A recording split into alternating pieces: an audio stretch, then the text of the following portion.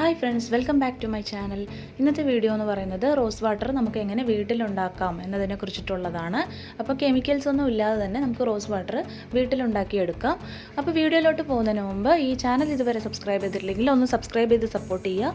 കൂട്ടത്തിൽ തൊട്ടടുത്തുള്ള ബെൽ ബട്ടണിൽ ഓൾ എന്ന ഓപ്ഷനും കൂടി കൊടുത്താൽ ഞാൻ ഫ്യൂച്ചറിൽ വീഡിയോ അപ്ലോഡ് ചെയ്യുന്ന സമയത്ത് നിങ്ങൾക്ക് നോട്ടിഫിക്കേഷൻ വരും, മിസ് ചെയ്യാതെ കാണാനും പറ്റും. അപ്പോൾ നമുക്ക് പെട്ടെന്ന് തന്നെ വീഡിയോയിലോട്ട് പോവാം.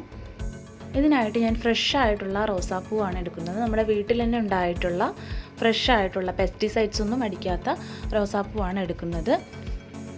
റോസാപ്പൂ നന്നായിട്ട് കഴുകി വൃത്തിയാക്കിയതിന് ശേഷം അതിനെ ഇതളായിട്ട് ഒരു പാത്രത്തിലേക്ക് മാറ്റുക. ഇനി ഒരു 2 ഗ്ലാസ് വെള്ളം നല്ലപോലെ തിളപ്പിക്കുക. തിളപ്പിച്ചതിന് ശേഷം നമ്മൾ ഇതളാക്കി വെച്ച പാത്രത്തിലോട്ട് നമ്മൾ റോസാപ്പൂ മുങ്ങുന്ന പാകത്തിന് വെള്ളം ഒഴിക്കുക.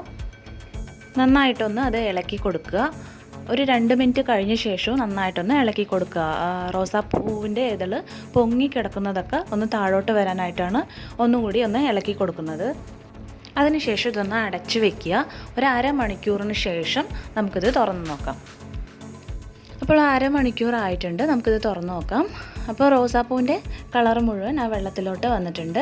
ഇത് നമുക്ക് അരിച്ചെടുത്ത ശേഷം നമുക്കൊരു ബോട്ടിലാക്കി വെച്ചിട്ട് നൈറ്റ് യൂസ് ചെയ്യുക. നൈറ്റ് തേച്ചിട്ട് രാവിലെ കഴുകി കളയുകയാണെങ്കിൽ പിമ്പിൾസ് വരാതിരിക്കാനും വന്ന പിമ്പിൾ പോവാനും ഇത് ഹെൽപ്പ് ചെയ്യും.